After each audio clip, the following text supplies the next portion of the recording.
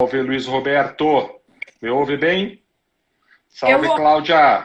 Tudo bem? Tudo e você? Tudo ótimo. Mandar um abraço aqui para o João Bernardi, que está conosco diretamente do Rio de Janeiro.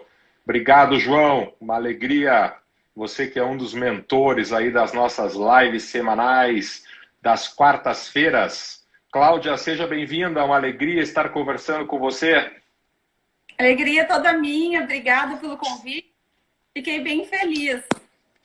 Legal. Nós começamos a gravação agora. O Luiz Roberto, que está nos bastidores online, está me avisando que já começamos a gravar nesse momento. E hoje é o dia de nós falarmos do tema que muito aflige a todos os operadores do direito, aos advogados, ao Ministério Público, que é o acordo de não persecução penal. Nós já tratamos desse tema em algumas lives e hoje nós vamos tratar de um ponto muito específico, que é o problema da confissão. E eu vou dizer para a Cláudia e para todos que estão nos acompanhando que o tema que mais me aflige no acordo de não persecução penal e o tema que até hoje impossibilitou que eu assinasse até agora um acordo de não persecução penal nos processos aqui do escritório, é justamente o problema da confissão. Então, a sugestão da Cláudia de nós falarmos da confissão dos problemas todos, e não é um só, são vários os problemas na confissão, no acordo de não persecução penal, é que originaram essa live. Antes de nós começarmos o tema, Cláudia, eu gostaria que você se apresentasse para os nossos amigos, dissesse onde é que você está, onde que você advoga, se você dá aula, teus cursos, enfim, quem é a Cláudia da Rocha na ordem do dia? Bom, primeiro, de novo, vou te agradecer por esse convite. Fiquei muito feliz. A gente está colhendo bons frutos da nossa parceria, né? Acabamos de escrever mais um artigo. E eu gostaria de saudar aí a todos e todas.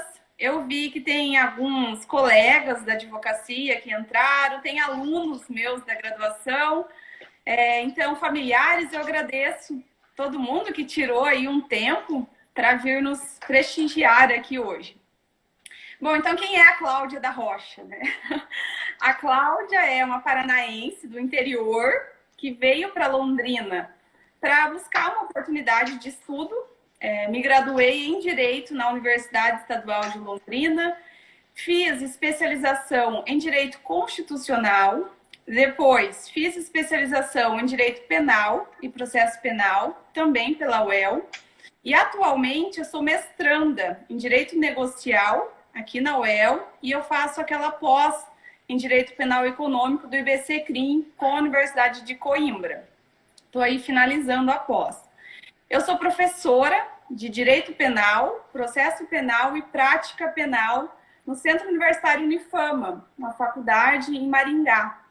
Então, acho que seria isso. E eu advogo, aí eu não advogo só na área criminal, então eu não me auto-intitulo advogada criminalista, porque eu gosto do direito administrativo, eu advogo em processos administrativos disciplinares, eu advogo em processos éticos profissionais perante o CRM.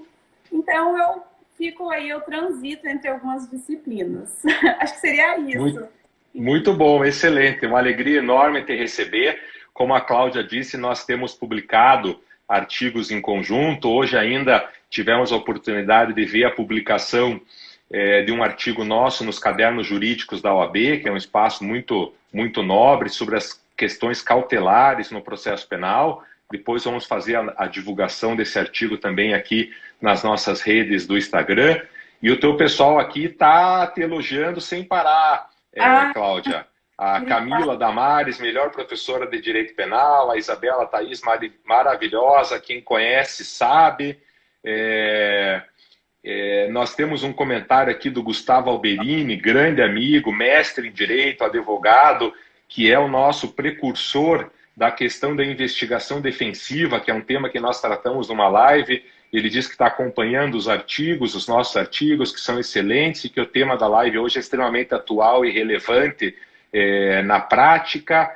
Nós temos aqui também, fizeram questão de falar a Beatriz Dagger, elogiando, ela fez a divulgação da live também. Obrigado, Beatriz. O Fred está dizendo que essa confusão produz efeitos nefastos na área criminal e na cível. A gente vai passar por esses temas, Fred, com certeza. E nós temos aqui os alunos da Universidade Unifama, que é onde a Cláudia dá aula, né, Cláudia? Isso. E dá um ponto a mais aí para o Robertson, do 4º ano, que está representando os alunos. Quem mais estiver presente aqui, eu vou anunciar que vocês estão presentes. A Cláudia vai dar mais um ponto na média. Depois vocês me cobram, eu converso com ela. O Halisson está te saudando. Enfim, a gente pode passar 1 hora aqui, pelo jeito, com as pessoas te elogiando, e isso é muito bom. E aí nós entramos agora no tema do acordo de não persecução penal. Vamos, durante aí rápidos minutos, dar uma geral no tema, Cláudia. O que é o acordo de não persecução penal, quando cabe o acordo, e aí a gente em seguida vai para o ponto específico, que é o ponto da confissão. Bom, obrigada aí aos meus alunos. Né? Vamos negociar esse um ponto aí. Vamos negociar. Bom, o acordo de não persecução penal, então ele é mais um instrumento da justiça penal negociada, né, que vem sendo introduzido no nosso ordenamento jurídico. Primeiro, a gente teve a regulamentação desse instituto por resoluções do Conselho Nacional do Ministério Público. Tivemos, inclusive, discussão sobre a legitimidade para legislar sobre uma matéria que seria de competência da União. E, posteriormente, no final de 2019, nós tivemos a inclusão do artigo 28A no Código de Processo Penal, pela lei conhecida como anticrime, mas eu sei que o Marlos, ele é um dos defensores da nosso equívoco ao chamar a lei assim, né, Marlos? É isso mesmo. A lei penal, ela é anticrime. Isso mesmo. Mas a lei anticrime, então, ela incluiu o artigo 28A no Código de Processo Penal e traz essa possibilidade de, não sendo o caso de arquivamento da investigação e tendo o investigado confessado formal e circunstancialmente a prática delitiva, de celebrar esse acordo. Nós temos ali, então, alguns requisitos, né? O primeiro seria essa necessidade da confissão do crime. Mas nós temos também ali, para crimes com pena mínima de até 4 anos, crimes sem violência ou grave ameaça, o sujeito ele não pode ser reincidente, não pode ter ali antecedentes que indique que ele se dedica de forma habitual para a prática delitiva. Então, a gente tem alguns aí requisitos, mas o acordo, então, ele celebrado, são estabelecidas condições e, em sendo cumpridas essas condições, ele acarreta a extinção da punibilidade. Seria basicamente isso, Marlos. Não sei se você quer acrescentar mais alguma coisa. Não, eu acredito que é isso mesmo. O acordo de não persecução penal tem essas características e condições que a Cláudia bem lembrou, e ele faz parte de um conjunto de possibilidades de acordo que hoje estão no cardápio dos advogados que atuam na área criminal e do Ministério Público. Temos lá a transação penal e a suspensão condicional do processo, que estão descritas na Lei dos Juizados Especiais desde 95. Temos a colaboração premiada desde 1990 e depois ela foi muito melhorada com a Lei 12.850, que foi modificada pela 13.964, que é a lei anticrime que a Cláudia mencionou, e temos como novidade da lei anticrime o acordo de não persecução penal. A Cláudia deu esse panorama geral e agora nós entramos no ponto específico da nossa live, que é o problema da confissão. Então, fazendo o recorte, a Cláudia bem pontuou isso, é condição para o acordo de não persecução penal a questão da confissão.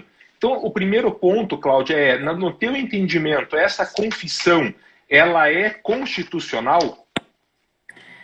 Bom, Marlos, então, antes de responder, eu gostaria de deixar claro que eu não tenho aqui a pretensão de trazer uma resposta fechada.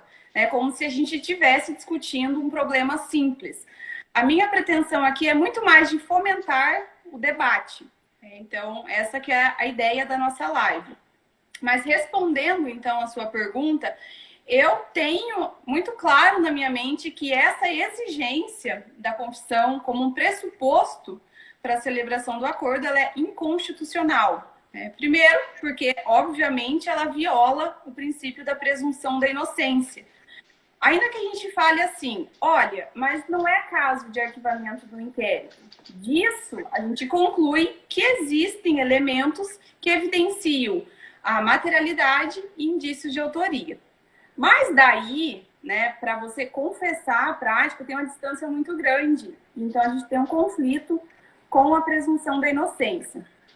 O professor Guilherme Lucchesi, né, no livro dele, Lei Anticrime, ele também faz referência à Convenção Interamericana sobre Direitos Humanos, que traz ali o direito de não autoincriminação. Então, quando você condiciona a pessoa a confessar para ela poder se valer de um instituto, que em tese seria mais benéfico, me parece uma total incongruência do ponto de vista constitucional. Eu estou de pleno acordo com você, prossiga. E eu vou fazer mais, eu vou além disso. Porque qual é o maior argumento para você exigir essa confissão? Nós temos quem advoga pela constitucionalidade, nós temos aí grandes, inclusive, autores, como o Rogério Sanches. Ele coloca o seguinte, o Ministério Público, ele precisaria dessa confissão para assegurar o cumprimento das condições. E nessa perspectiva, a confissão seria uma espécie de coação legal para garantir que o sujeito cumpra aquelas condições. E o que eu vou lembrar, pensando nesse argumento? O direito penal, ele vem cada vez mais incorporando elementos da justiça penal negocial. Só que nós não temos uma teoria geral dos negócios jurídicos penais. Não existe isso, né? Não existe uma teoria. Então, nós usamos o quê? A teoria do civil, né? A teoria geral dos negócios jurídicos lá do direito civil. A gente aproxima as disciplinas. E se nós olharmos o Código Civil, ele vai lá falar que a coação ela é um vício gravíssimo no negócio jurídico. Então, você usar, né, dizer assim, o Ministério Público precisa da confissão para usar como uma coação legal contra o investigado, para mim não parece nada razoável. E eu vou além. Porque aí você podia me dizer o seguinte, Marlos, Cláudia, mas aqui a coação ela é usada para o cumprimento, não é usado na celebração, certo? Então, a gente não teria um vício na declaração de vontade. Mas o que a gente precisa lembrar? Fazendo de novo alusão à teoria geral dos negócios jurídicos. É que o acordo de não persecução penal, ele possui sim uma feição contratual. E qual é um dos princípios que regem a celebração do contrato? É o princípio da boa-fé. Então, não é legítimo que você presuma que a pessoa vai descumprir as condições e dizer assim, eu preciso coagir essa pessoa a cumprir, porque eu estou totalmente contrária ao princípio da boa-fé. Nos contratos, o princípio da boa-fé, ele se aplica antes, durante e após a celebração dos contratos. Então, assim, pensando pela questão dogmática, eu vejo também uma incongruência no argumento. E além disso, Marcos, a gente tem que pensar o seguinte, quando o acordo ele era regulado pelas resoluções, a gente tinha aquela discussão da prescrição. A pessoa vai celebrar o acordo porque está perto de prescrever, porque isso era uma questão meio dúbia. Só que agora está positivado que o acordo ele é uma causa suspensiva da prescrição. Então, assim, não tem, para mim, não tem como sustentar esse argumento de que seria uma garantia do cumprimento. Seria mais ou menos isso. Eu estou de pleno acordo com você, quero agregar, e para quem acompanha as nossas lives, todas as quartas-feiras às 17 horas, está cansado de saber, existe uma ação direta de inconstitucionalidade proposta pela Associação Brasileira dos Advogados Criminalistas, discutindo justamente esse ponto que é a constitucionalidade do acordo de não persecução penal. Como a Cláudia colocou, e eu estou nessa linha, eu entendo que a confissão é totalmente inconstitucional. Vale lembrar que na transação penal ela não é necessária, vale lembrar que na suspensão condicional do processo ela também não é necessária, e vale lembrar que na própria colaboração premiada, a confissão em relação aos fatos que o Ministério Público relatou na denúncia não é necessária. Desculpe. O colaborador deve confessar crimes, sim, mas não necessariamente aqueles crimes que o Ministério Público descreveu na denúncia. Nós temos casos aqui no escritório em que nós atuamos, em que nós provamos na colaboração premiada que a pessoa não participou dos fatos descritos na denúncia e fez a colaboração por outros fatos. Então, quando o acordo de não persecução penal, na Lei 13.964, traz a confissão, isso está fora de qualquer aspecto que vinha sendo construído no Brasil, no que se refere à justiça penal negocial, fere, como a Cláudia bem lembrou, o artigo que o Luquez escreveu, fere o direito de não se autoincriminar, e, portanto, nós entendemos, eu e a Cláudia, que é inconstitucional essa questão de ser obrigatória a confissão. O Fred está colocando aqui, Cláudia, que a confissão é a morte da ampla defesa e do devido processo legal.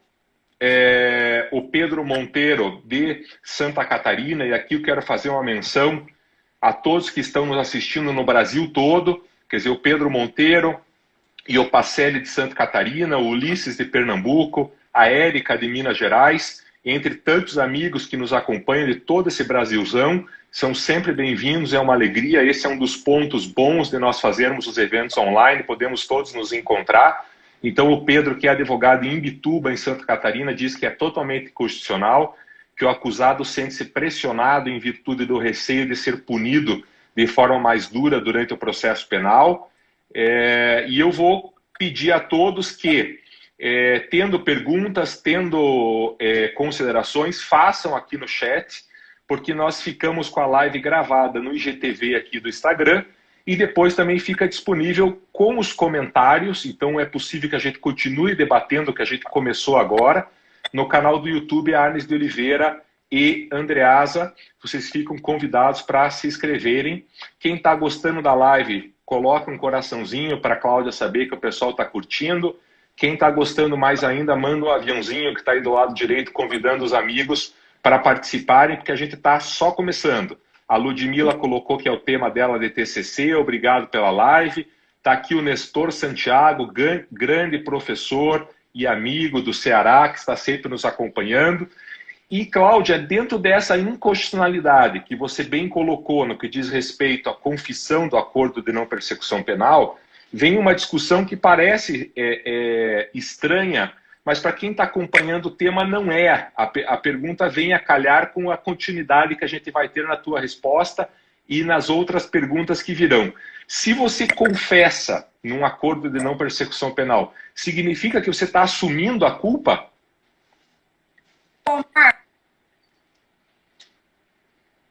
Você pode repetir? Lógico, falhou um pouquinho aqui a nossa internet, estou te ouvindo bem. Às vezes dá uma falhadinha, mas a gente está te ouvindo super bem. Mandar um abraço para o Nureddin, advogado trabalhista, grande amigo, grande advogado trabalhista. E eu te perguntei, Cláudia, dentro dessa inconstitucionalidade da confissão no acordo de não persecução penal, você entende que a pessoa, quando confessa, assume a culpa? Essa pergunta ela pode ser um paradoxo, mas na continuidade da live, quem está nos acompanhando vai entender. Quer dizer, a pessoa confessou, significa que ela é culpada dentro do acordo de não persecução penal? Bom, não. Eu vejo como não, né? Não tem aí assunção de culpa. A pessoa não está assumindo a responsabilidade penal. Primeiro, a pessoa, acho que foi o Pedro que falou, né? A gente tem que ver que a confissão aqui é uma condição para você celebrar o acordo. E esse é o problema, né? Às vezes a pessoa ela quer celebrar o acordo, vê ali obrigada a confessar. E como o Marlos pontuou, aí você não está fazendo o acordo justamente por conta disso, né? Porque é algo extremamente complicado. Mas o que eu gostaria de fazer é um paralelo, então, com a transação. Porque o Marlos, ele apontou assim, olha, na transação não precisa de confissão. E o ANPP, né, o Acordo de Não Persecução Penal, ele parece com a transação, tirando que a transação é para crimes de menor potencial ofensivo, então aqueles cuja pena fica ali até 2 anos e ficam na competência do Juizado Especial Criminal, enquanto o Acordo de Não Persecução Penal ele é para crimes de média gravidade, né? Crimes cuja pena mínima seja inferior a 4 anos. Então, a transação, ela parece o Acordo de Não Persecução Penal. Então, a primeira coisa que eu acredito é que seria muito mais simples se o legislador tivesse aumentado a hipótese de abrangência da Constituição Penal, em vez de trazer esse instituto. E o instituto, né, o ANPP, ele tem uma inspiração no plea bargain, mas no plea bargain, sim. Então, ela gera assunção de culpa e lá tem pena. Então, o que o ANPP é? Ele é uma mistura, né? Misturou a transação penal com o plea bargain. E é uma coisa nossa, o que acontece aqui no Brasil. O que eu vejo? Né? Na transação penal, lá aplica-se o princípio da non contendere. A pessoa, quando celebra a transação penal, ela está dizendo assim, olha, eu não quero essa contenda, eu não quero esse litígio, então eu vou celebrar essa transação e fico em paz, porque eu já sei ali quais vão ser as consequências. Quando você deixa para discutir isso na persecução penal, você não tem segurança, né? Você pode ser absolvido, mas você também pode ser condenado. Existem essas duas possibilidades. Existem outras, né? Mas primeiramente existem essas. Então, o que eu vejo, Marlos?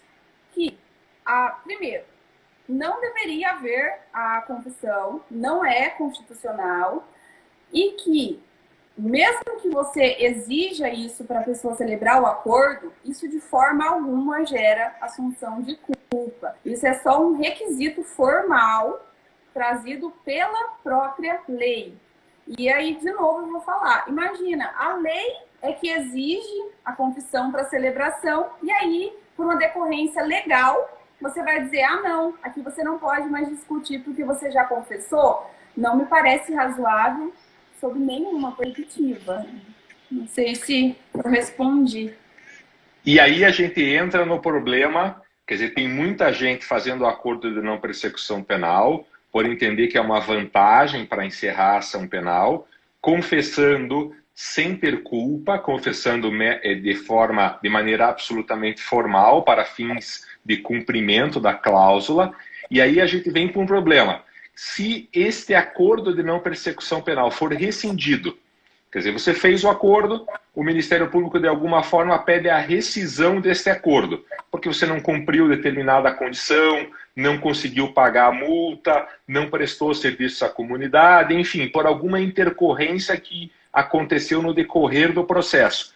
Como é que fica a solução do conflito entre a confissão e a presunção de inocência? Bom, Marlos, eu só queria acrescentar uma coisa na sua pergunta anterior, porque assim, lógico. Eu fiz, né, aquele paralelo com a teoria civil. E a gente tem que lembrar de contrato de adesão, porque essa cláusula aqui, ela é uma cláusula de adesão, né? E além de ser discutível desse ponto de vista, por ser uma cláusula obrigatória e inegociável, aí a gente consegue também discutir por isso, né? Pensando, é uma cláusula de adesão que eu sou obrigado, tá, daí a gente vai falar assim, mas se você não quiser, não faz o acordo. Mas às vezes a pessoa quer fazer, ela não quer a contenda, entende? Ela quer realmente resolver aquilo. Só que aí a gente esbarra nisso. Então, pensando também pela teoria geral dos negócios jurídicos civil, a gente tem que lembrar que essa cláusula ela é uma cláusula de adesão. Então, teria mais esse ponto aí para a gente pensar. E aqui nesse ponto, Cláudia, se você me permite, eu quero lembrar os advogados, especialmente, que estão nos acompanhando. Vou fazer menção aqui ao comentário da Bianca. Obrigado, Bianca. Eu sempre oriento o meu cliente a confessar, entre aspas, subjetivamente, e logo na sequência já contextualizar sobre as circunstâncias, de forma a alegar alguma espécie de desculpante ou algo do gênero. Vejam o seguinte, a Cláudia tocou num ponto que é fundamental.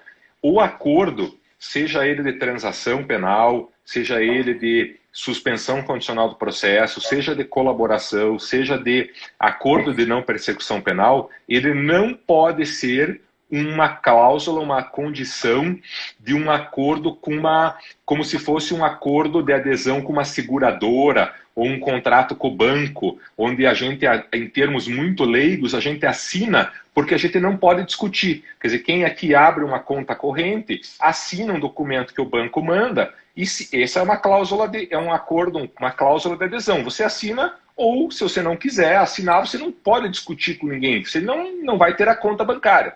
Plano de saúde, mesma coisa, você não consegue discutir, e assim sucessivamente. Os acordos penais não podem ser acordos de adesão.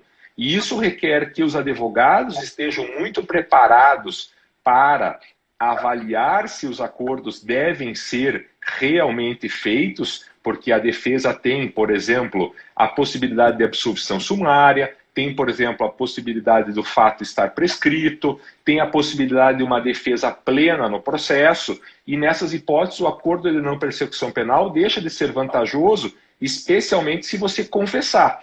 E o Ministério Público deve sair do pedestal em que ele sempre se encontra, ou na maior parte dos casos se encontra, e negociar. É uma negociação, não pode ser uma cláusula, um contrato de adesão.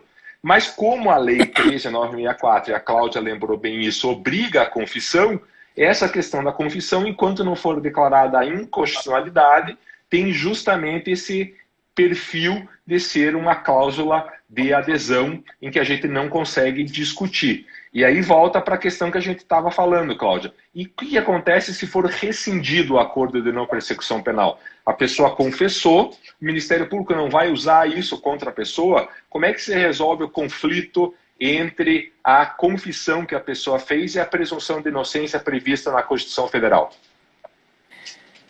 Bom, Marlos, esse ponto é bem interessante, porque eu já vi em acordo de não persecução penal, na minuta, expressamente consignado, que em caso de rescisão, aquela confissão será usada como elemento junto com o oferecimento da denúncia. Isso está assim numa cláusula. E aí a gente vai ter que pensar em duas coisas. Primeiro, se nós tivéssemos a figura dos juízes das garantias, se nós não tivéssemos a suspensão da implementação, nós teríamos a separação, né? Os documentos colhidos na fase investigativa, incluindo aqui essa confissão, não seriam levados para a ação penal. Então, além de ser um juiz distinto, a gente não teria esse termo de confissão, esse vídeo juntado na ação penal. Mas, o que acontece? Você há de convir comigo que, sendo uma exigência legal, se o juiz souber que houve a rescisão, ele já sabe que houve a confissão. Né? Mesmo que ele não tenha acesso, mesmo que isso não vá para a ação penal, com a decorrência lógica, né, e legal também, a gente conclui que teve rescisão, quer dizer que teve confissão. Então, é um problema, sim, essa exigência da confissão por isso. Porque quando iniciar a persecução penal da ação penal, né, essa segunda etapa, digamos assim, o juiz ele vai dizer, esse sujeito confessou. E aí eu vou pontuar uma coisa que é até um pouco complicado de nós dizermos, mas nós, enquanto advogados, nós sabemos que existem elementos da convicção que não vêm escritos. Então, ainda que você não possa usar isso como um elemento para você fundamentar a condenação, eu não sei se você concorda comigo, mas isso acaba influindo, sim, na convicção do julgador. Lógico. Sabe que confessou. Então, assim, a gente poderia aqui para tentar... então, é o problema da confissão de novo, mas se a gente pensar pela perspectiva da colaboração premiada, quando havia aquela rescisão, eles, em tese, não poderiam usar os elementos autoincriminatórios. Então, assim, eu penso que, ainda que isso ali não conste expressamente de uma sentença condenatória, que isso gera, sim, um problema, que isso pode vir a influenciar no julgador. Então, assim, tem um conflito por essa perspectiva.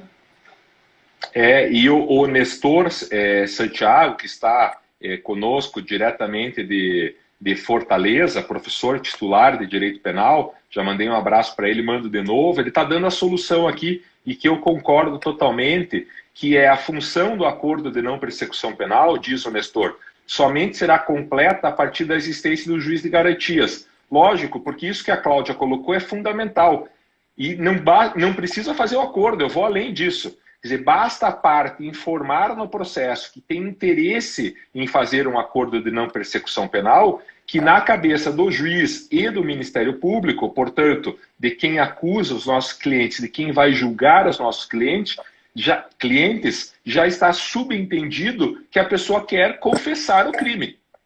Portanto, esse aspecto psicológico que a Cláudia trouxe, ele só se soluciona com aquilo que o Nestor está trazendo, que a Cláudia já mencionou no começo da nossa live, que é o juiz de garantias, que infelizmente está suspenso. O ministro Toffoli, à época, suspendeu, à época da promulgação da Lei 13.964, suspendeu por 6 meses, para que o judiciário se adaptasse até implementar o juiz de garantias.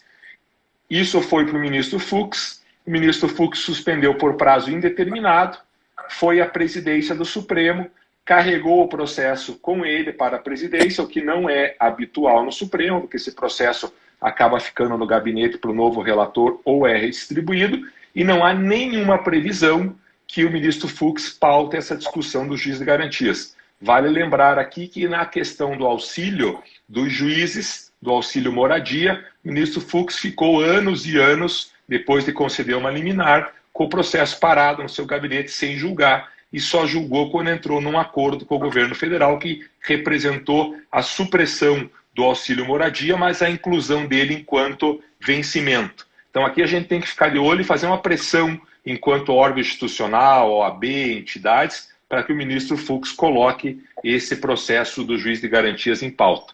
Eu quero entrar, Cláudia, agora na questão da repercussão da confissão nas outras áreas do direito. Antes disso, eu faço um break aqui, vou mostrar para a turma esse quadro que está aqui atrás, escrito salve, e eu gostaria, quem quiser participar da brincadeira, escreve aqui embaixo da onde é a origem dessa expressão salve e aonde que tem um quadro como esse, e quem acertar, todo mundo que acertar, vai receber de presente uma revista do Instituto Brasileiro de Direito Penal Econômico, que é presidido pelo Guilherme Lucchesi, que está aqui na live conosco, como está o João Rafael, a Bibiana, o Gustavo Alberini, que são diretores do nosso instituto, e que eu quero convidar todos vocês para serem sócios do Instituto Brasileiro de Direito Penal Econômico e estarem conosco construindo uma discussão profunda sobre o direito penal econômico. Então, se você sabe da onde é essa expressão, onde que ela está posta, aonde que ela ficou famosa, da onde vem esse pôster, escreve aqui nos comentários. O Luiz Roberto, que está conosco nos bastidores, de máscara, fora da sala onde eu estou aqui, eu estou dentro de uma sala sem ninguém, por isso estou sem máscara, vai anotar os nomes e vai receber na sua casa uma revista do Instituto Brasileiro de Direito Penal Econômico. Feito o merchan, não é Göttingen, Nestor, não é Göttingen. Feito o merchan, vamos falar da repercussão da confissão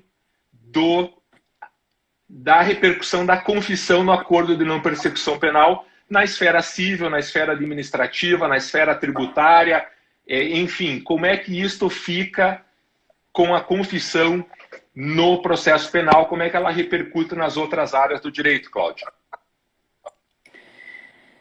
Bom, Marlos, antes de responder, eu vou te contar um caso.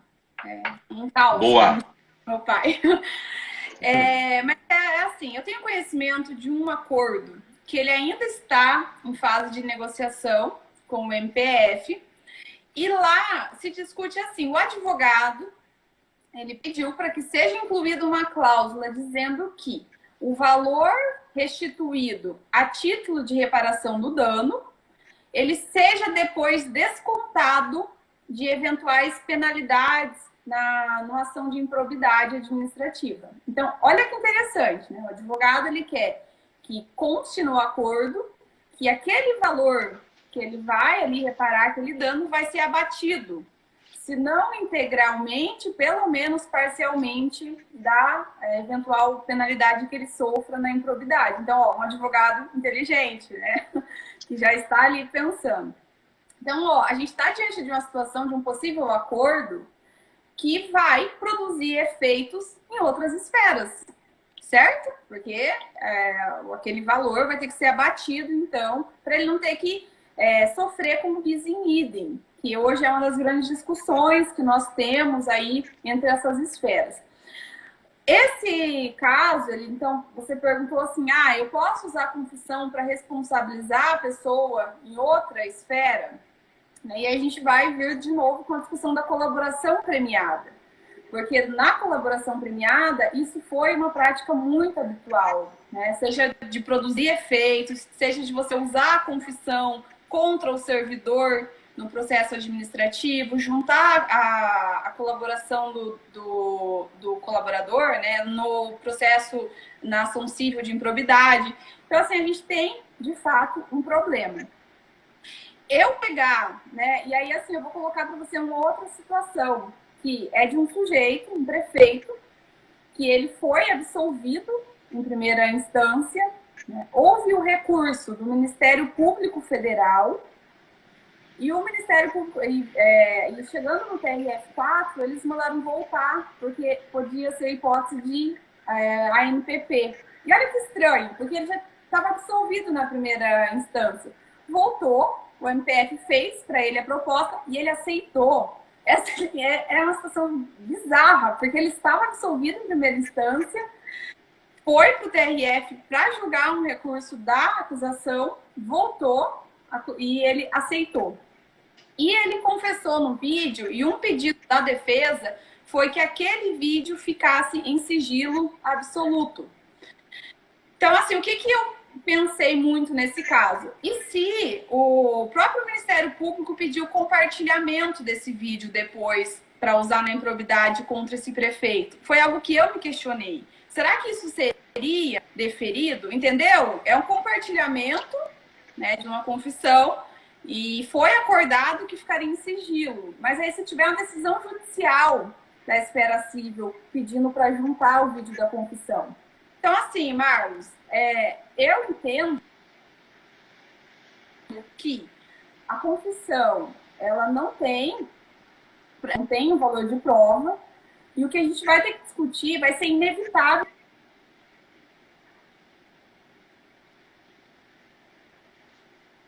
Qual é o valor para vamos conferir para uma confissão? E, a meu ver, como a confissão não gera assunção de culpa, você não pode usar ela, né, a pessoa na improbidade. Né? Então, assim, é um cenário realmente de dúvida e que isso vai ter que ser debatido, porque isso com certeza vai acontecer, né? De quererem usar a confissão, imagina, de um servidor público, né, para depois no PAD, vai usar a confissão dele no PAD, por exemplo.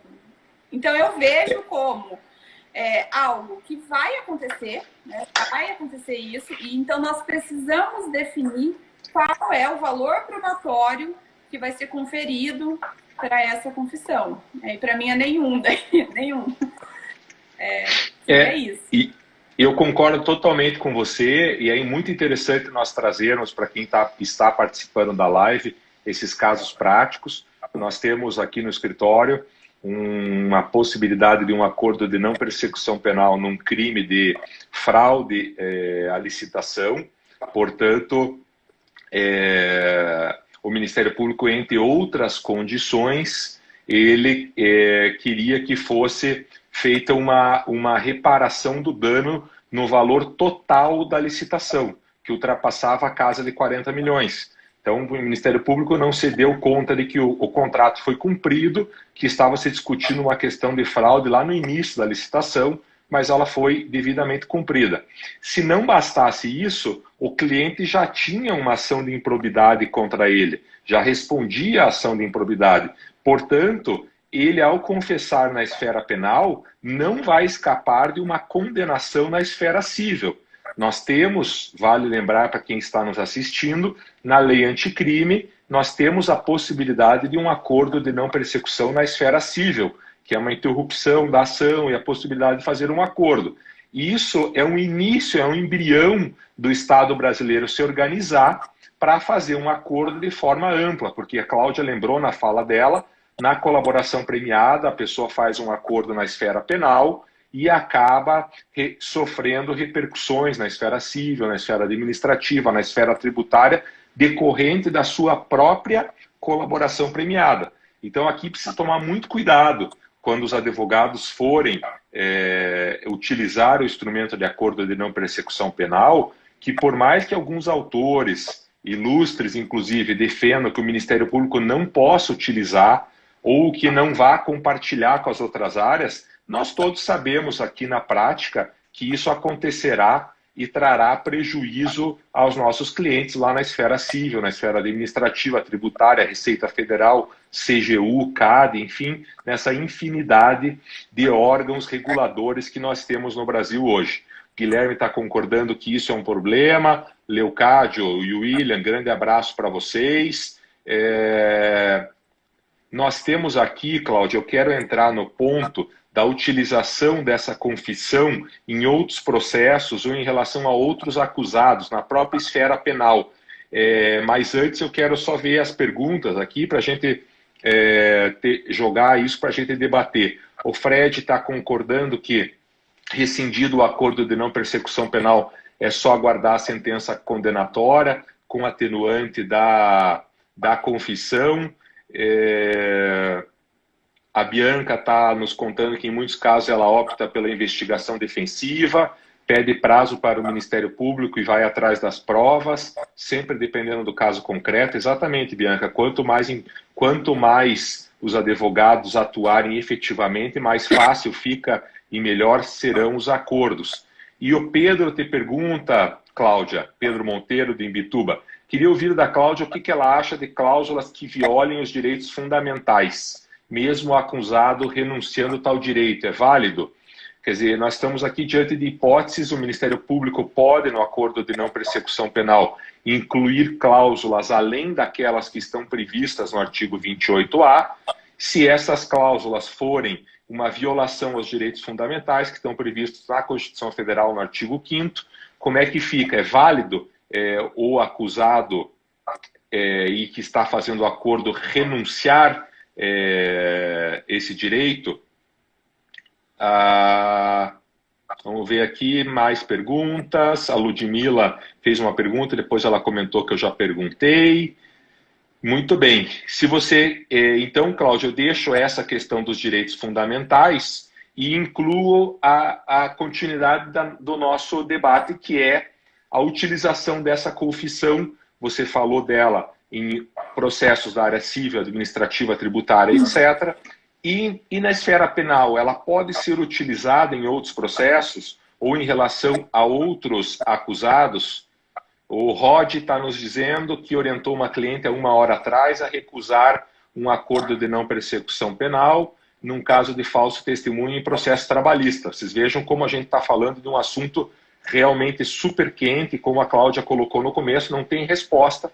Isso está em construção. Vamos demorar alguns anos aí com a jurisprudência e com a doutrina para firmar essa posição que nós estamos dando a nossa opinião. O Renan está dizendo, Cláudio, que são irrenunciáveis esses direitos fundamentais, da pergunta do Pedro, e aí eu fico com esses 2 pontos, então, da questão dos direitos fundamentais, se pode renunciar ou não, e se pode utilizar a confissão em outros processos penais em relação, inclusive, a outros acusados. Bom, Pedro, achei muito interessante a sua pergunta. Eu não conheço pessoalmente o Pedro, mas eu acompanho as publicações dele sobre o assunto, Pedro. Então, agradeço pela pergunta. E Pedro, o Alexandre Moraes da Rosa, né, lá no livro dele, Teoria dos Jogos, mesmo processo penal conforme a teoria dos jogos, ele coloca uma coisa bem interessante sobre isso e perguntou. E ele coloca assim, para a gente responder, então, essa sua pergunta, a gente vai ter que pensar em duas perspectivas. Primeira, eu posso negociar direito fundamental? Segunda perspectiva, eu não posso negociar direito fundamental porque são irrenunciáveis, são intransponíveis. Então, eu não posso renunciar a esse direito para celebrar um acordo. Então, o Alexandre Moraes da Rosa, ele fala disso, de estabelecer esses estándares, né, do que pode ser negociado, até onde vai a justiça penal negociada. E eu acredito que o Alexandre tem toda a razão, né? Ele precisa realmente construir isso. E uma cláusula que viola um direito fundamental, a meu ver, ela é uma cláusula nula. Professor Luquezzi. Tudo bem, Cláudia? Tudo bem, Marlos? Como é que vocês estão? Obrigado pelo convite para estar junto. Salve, Guilherme. Seja bem-vindo. Nós estamos com uma novidade na nossa live hoje, que é a nossa live semanal. Depois que o Instagram permitiu que 3 ou 4 pessoas fizessem a live ao mesmo tempo, eu e a Cláudia formulamos um convite para o Guilherme, que é o nosso presidente do Instituto Brasileiro de Direito Penal e Econômico, dar uma palhinha no final da live para ver se funciona com três pessoas, se a internet aguenta. Mas eu quero te ouvir, Cláudia, antes do Guilherme dar o pitaco dele, falhou um pouquinho na tua ponderação. Você estava dizendo que os direitos fundamentais são irrenunciáveis, não se pode renunciar, e se a cláusula for colocada, é uma cláusula ilegal, é isso?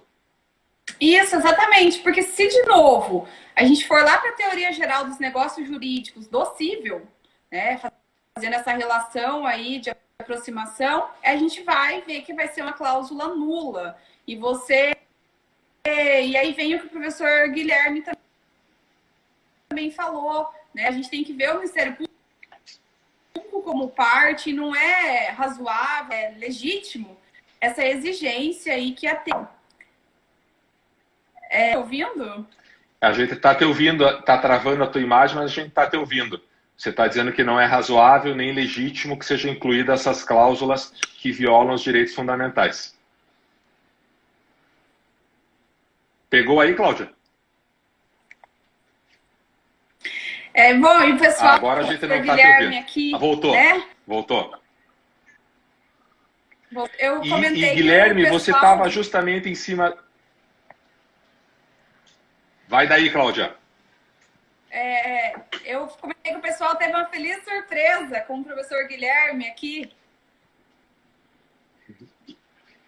É verdade. E o Guilherme estava comentando, Cláudia, nos nossos comentários da live, sobre a postura do Ministério Público. E daí eu vou dar uma apertada nele aqui na seguinte questão, aproveitando os direitos fundamentais que são irrenunciáveis, e eu concordo com a Cláudia.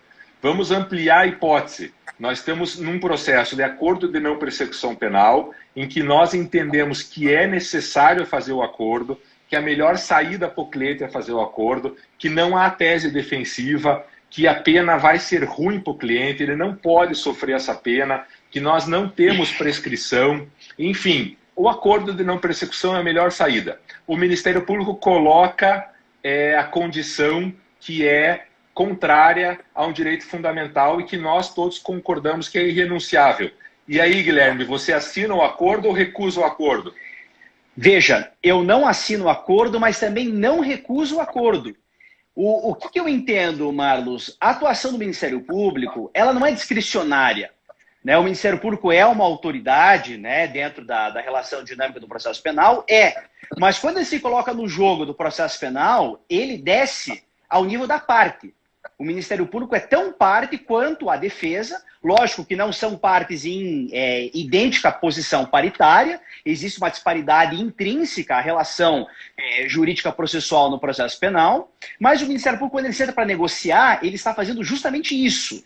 Né? O que é um acordo na persecução penal, se não um negócio jurídico entre duas partes que, de algum modo, devem estar em uma situação de igualdade. Então, do mesmo modo que o Ministério Público não tem discricionalidade para dizer se vai oferecer ou não um acordo, ele também não pode exigir do particular a obediência a alguma cláusula que viole direito fundamental. Isso é inadmissível, isso é um absurdo. Tá? Então, indo no sentido da confissão que a Cláudia estava falando, o que eu penso e concordo plenamente com vocês, né? Cabe uma negociação entre o acusado e o Ministério Público no sentido de dizer, a lei me exige a confissão, exige, mas vamos estabelecer uma cláusula dentro desse acordo para que a confissão não extrapole o âmbito desses autos e fique restrita tão somente como um requisito para a celebração do acordo e nada mais. Isso não vai ser compartilhado com CGU, não vai ser compartilhado com TCU, não vai ser compartilhado com Receita, não vai ser compartilhado com nenhum outro órgão. Ponto. Né? E eu estou vendo aqui o Pedro Monteiro falando da discricionalidade regrada, eu iria um ponto além, Pedro. Eu venho defendendo em todos os lugares em que eu me manifesto, inclusive a Cláudia foi minha aluna numa disciplina recente do mestrado em que eu defendia isso, é preciso que a gente obedeça o princípio da legalidade no processo penal, que rege toda a administração pública, artigo 37 da Constituição. O Ministério Público somente pode agir onde a lei autorizar a sua atuação.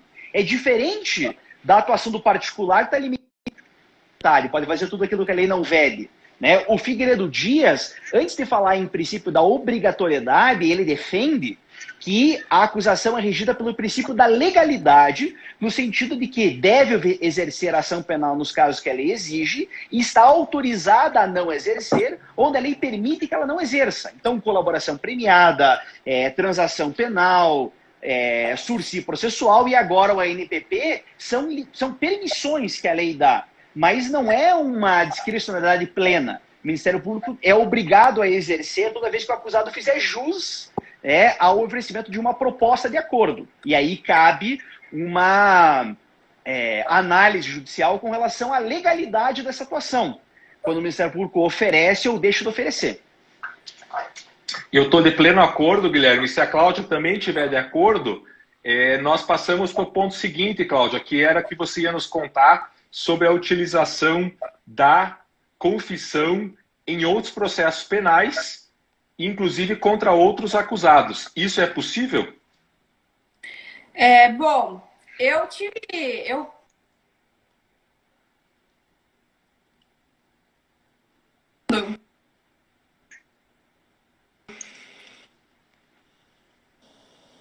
Marlos? Vamos tentar de novo, Cláudia. Tá. Agora sim. Agora você voltou. Agora você voltou. Vamos lá. Nicolai e Renata agora Ferreira, voltou. Que eles falam agora do valor voltou. probatório do acordo. Então, bem interessante sobre isso no Conjur, que foi publicado pelo Tiago Nicolai e pela Renata Ferreira, que fala do valor probatório do acordo de não persecução penal. Inclusive, eu li esse artigo num outro artigo da minha colega Beatriz Dager com o professor Rafael Soares e a professora Thalita, que eu li em primeira mão, porque ainda não foi publicado. Um artigo muito bom, quando publicarem, leiam. E nesse artigo do Conjur, então, ele fez uma pesquisa lá em São Paulo.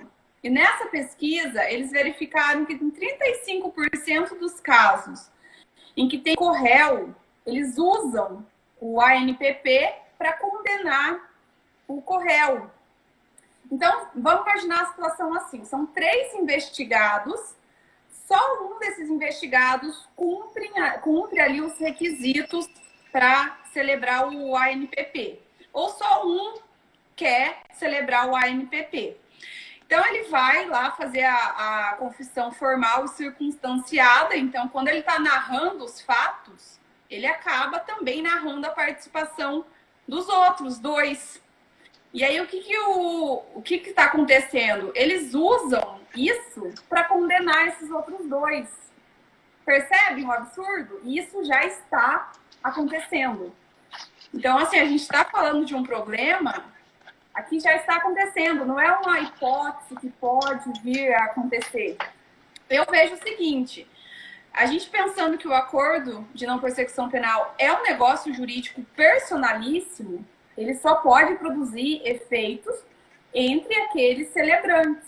Então, você usar a confissão de um para você condenar os outros que não celebraram, para mim é uma situação absurda, né? É um absurdo. Então, pensando na natureza jurídica do acordo, eu vejo como algo que não deveria, que não poderia produzir efeitos em relação aos outros. E vou além, né? O que isso está implicando? Numa utilização do ANPP como se fosse uma colaboração premiada, certo? Então, está havendo um desvirtuamento do Instituto. Então, assim, já é algo atual. Não sei se o professor Guilherme e o Marlos querem fazer alguma contraposição ao meu ponto de vista. Antes do Guilherme dizer se ele concorda, eu quero lembrar que esse artigo que a Cláudia mencionou, do Thiago Nicolai e da Renata Silveira, está publicado no IBDPE, e quero aproveitar a presença do Guilherme para convidar o Rafael e a Beatriz para depois publicar esse artigo que ainda está aguardando publicação, para que enviem para a publicação no IBDPE também. E Guilherme, nós temos mais 3 minutos de live e eu deixo você concordar ou discordar da posição da Cláudia em relação à utilização do acordo de não persecução penal em outros processos penais e contra outros acusados. Obrigado, Marlos. Eu só queria agradecer primeiro a Beatriz e o Rafael, que publicaram recentemente um artigo de sua autoria na nossa página do IBDPE, e todo mundo está convidado a publicar lá também. Eu diria que eu concordo com a Cláudia parcialmente, né? Qual que é o meu único ponto, talvez, de reticência? Tanto a colaboração quanto a ANPP são instrumentos de defesa. Então, se eventualmente o ANPP representar para o acusado um benefício maior do que aquele que ele teria como eventual colaboração premiada, poderia haver um ajuste prévio entre o acusado em ANPP e o Ministério Público para a utilização daquela matéria, mas eu concordo com você, Cláudio. Em geral, esse valor probatório, ele, do mesmo modo que da colaboração premiada, ele é bastante limitado e precisaria de outros elementos de corroboração. Ele vai servir por uma inteligência por parte da investigação. Então, eu só faria esse mínimo adendo, mas, em geral, eu estou de pleno acordo. A Beatriz está lembrando, obrigado, Guilherme, que, além de tudo, estão intimando aqueles que fizeram acordo como testemunhas de acusação nas ações penais daqueles que não aceitaram. Isso realmente está acontecendo. E, Cláudia, você que é a estrela do dia, quero te agradecer de coração o teu aceite. Muito obrigado. Tem sido um prazer discutir as questões com você na elaboração dos nossos artigos. Nós desejamos aí todo sucesso na tua carreira profissional, como advogada, como professora. Quero agradecer a todos que acompanharam a nossa live. Toda quarta, 17 horas, nós estamos aqui com temas tão relevantes do direito penal econômico. Ficam sempre à disposição no IGTV, aqui no Instagram, e ficam também com os comentários para que a gente possa seguir discutindo no YouTube, Arnes de Oliveira e Andreasa. Muitas perguntas ficaram sem resposta, porque o tema é instigante. O Nestor Santiago de Fortaleza perguntou, por exemplo, se tem diferença qualitativa nos acordos feitos pelo Ministério Público Estadual e pelo Ministério Público Federal. A gente volta nesse tema, Nestor. Gustavo Alberini, Thay. Importante, nós temos a Ludmila Braga recebendo um livro de Direito Penal Econômico, mas temos também, primeiramente, a Ana Carolina Coragem, dizendo que este quadro do salve aqui atrás é um salve que fica na Casa do Goethe. Quando você entra na Casa do Goethe, que hoje é um museu em Göttingen, na Alemanha, você tem lá esse salve. Fica aí 20 segundos, Cláudia, para você se despedir. Se a live cair, está encerrada. Com você, Cláudia. Obrigado, Guilherme. Obrigada, Marlos. Obrigada, Sr. Luquezzi. Obrigada a todos e todas que nos assistiram. Até mais. Tamo junto. Valeu. Um abraço. Álcool gel na mão. Tchau. Distância, álcool gel na mão, máscara, distanciamento social e saúde. Valeu, turma. Grande abraço. Até quarta. Parabéns, Cláudia. Um abraço. Valeu. Tchau, tchau.